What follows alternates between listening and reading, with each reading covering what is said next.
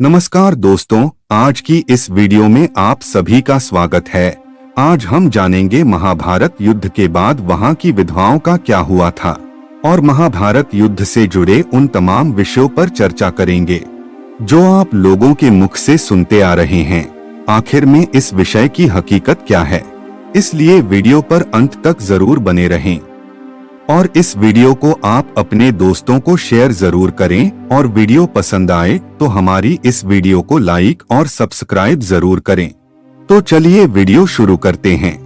पौराणिक कथाओं के अनुसार महाभारत युद्ध में लाखों योद्धा वीरगति को प्राप्त हो गए। बचने वालों में पांडवों से 15 और कौरवों से 3 योद्धा थे। इस तरह इस युद्ध ने पूरे भारतवर्ष को लगभग योद्धा विहीन कर दिया था। कुरुक्षेत्र में भाग लेने वाले सभी योद्धा पुरुष थे जिनकी विधवाएं और परिजन शोक में डूबे थे। लेकिन युद्ध के 15 वर्ष बाद वह सभी एक रात के लिए जीवित हो उठे, जहां उनकी न सिर्फ मुलाकात हुई बल्कि कई विधवाएं अपने पतियों के साथ बैकुंठ जाने के लिए जल समाधि में चली गईं। आइए जानते हैं महाभारत युद्ध। महाभारत के आश्रमवासी पर्व के 33वें अध्याय में वर्णन है कि युद्ध के बाद युधिष्ठिर हस्तिनापुर के नरेश बने और 5 भाइयों के साथ राजकाज चलाते हुए ज्येष्ठ पिता धृतराष्ट्र, माता गांधारी और कुंती की सेवा करने लगे। सेवा से प्रसन्न धृतराष्ट्र गांधारी करीब 15 वर्ष में अपने पुत्रों के शोक से उबर गए।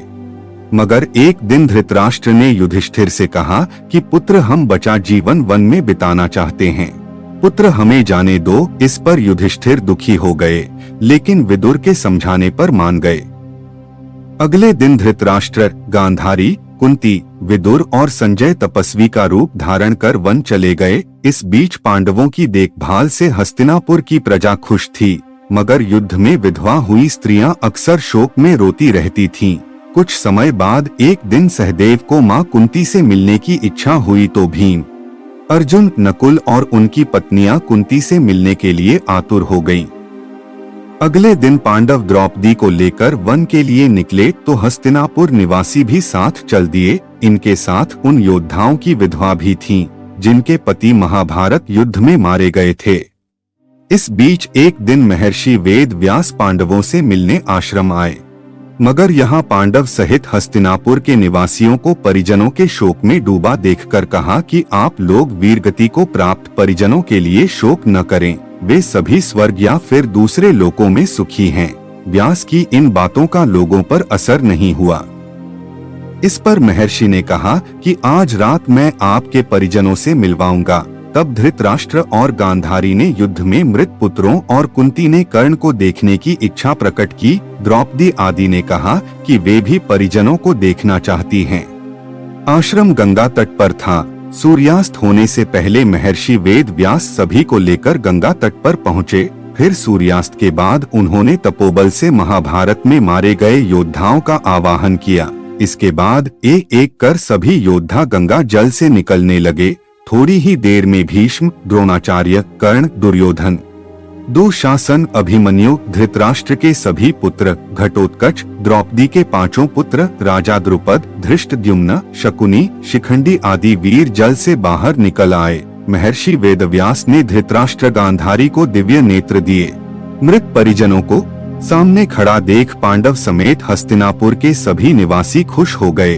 फिर सभी ने परिजनों से बात की। तब विश्वास हुआ कि उनके परिजन मृत्युलोक के सभी कष्टों से मुक्ति पाकर अपने अपने लोकों में रह रहे हैं। इसके बाद सभी के मन में भरा शोक खत्म हो गया। एक रात की मुलाकात के बाद मारे गए योद्धा एक एक कर गंगा जल में डुबकी लगाकर गायब होने लगे। यह देख महर्षि व्यास ने विधवा स्त्रियों से कहा कि जो स्त्रियां पति के साथ उनके लोक जाना चाहती हैं, वे गंगा जल में जीवन त्याग कर उनके साथ जा सकती हैं। इतना कहते ही सभी विधवा स्त्रियों ने गंगा जल में डुबकी लगाकर जीवन त्याग दिया और अपने अपने पतियों के साथ चली गई। और आज की वीडियो यहीं पर समाप्त होती है और हमें उम्मीद है कि आपको यह जानकारी जरूर पसंद आई होगी। धन्यवाद दोस्तों, जय श्री कृष्णा।